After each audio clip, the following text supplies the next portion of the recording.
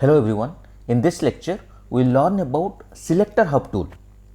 SelectorsHub is a free browser extension that helps us to write, verify and generate Xpath and CSS selectors. First we will see how to install it. So let's go to Google and here you just type download SelectorsHub. So here you see the first site, right, selectorshub.com, just click on it. So here you see add to Chrome option is there, right, just click here. Here you see it is added.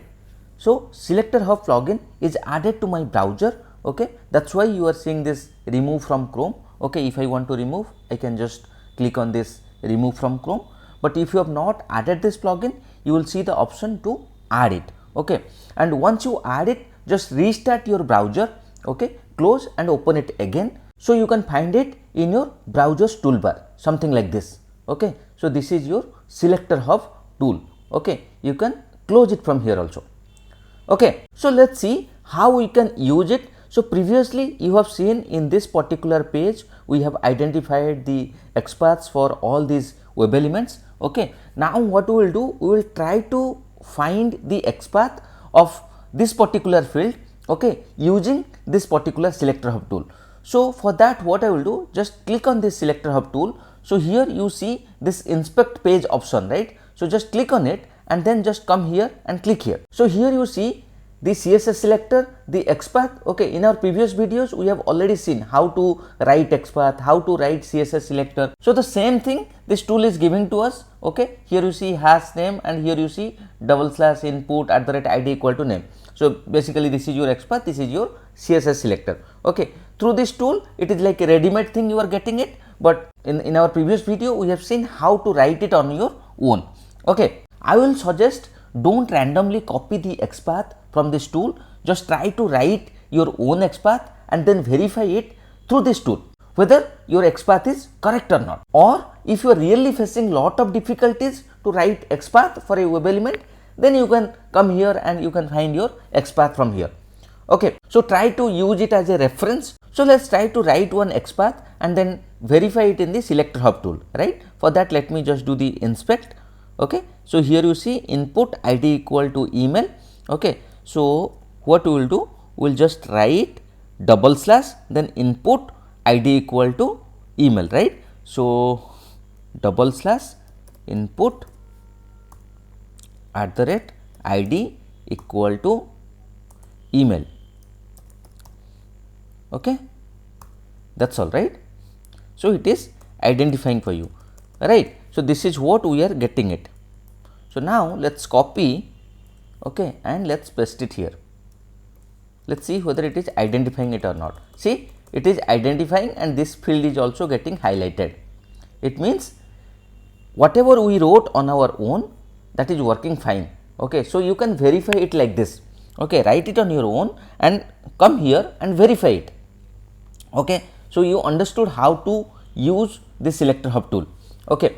So one more thing I like to tell you. So we can find an element that contains a specific text using the XPath. So the XPath locator has functions like text and contents which helps to verify a specific text content within an element. So let me show you with an example. Let's try to find XPath of this particular field, okay. So let's say we want to extract what is written here. So to get that, first we need to identify it, right. So how we will do it? Let me right click and inspect, okay. So here you see H1, then Selenium automation practice form. So this is basically a text, right. So how using this text we can find this particular field, right. So what we will do, so here let me just copy this particular thing and then here you know it is H1, right. So we will write /H1, then we used to write @ then something, right. But here how we will write, here we will use text function. So you will write something like this, text function is equal to and then write that particular text here, okay. That's what I have copied, right. See, this is getting identified, okay. So using text function also you can identify a web element. So that's what I wanted to tell you, how to use this particular text function. So wherever you see something like this, text is present and there is no other option to identify any web element, you can use text function. Okay. Similarly, you can also use contents. So how you will use it? Let me show you that also. So again it is same. So here /h1 and then you can write contents. Okay.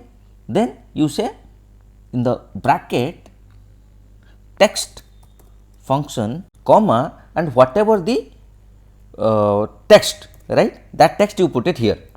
Okay, add a bracket here and then you see this is also identifying this particular thing, right. So using this also you can find a particular web element. Okay, so what we have used here, we used contents. Okay, so if you will see this particular Selenium automation practice form, we are using this everything, right. If you want to use something, let's say Selenium automation, okay, still it is identifying. Okay, if you want to just use automation, as long as it is identifying and you are seeing 1 of 1, it is fine.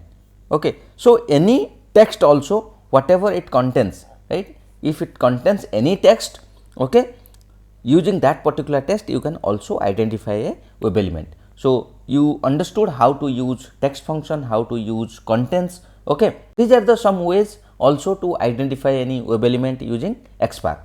Okay, so that's all for this lecture. See you in the next lecture. Thank you.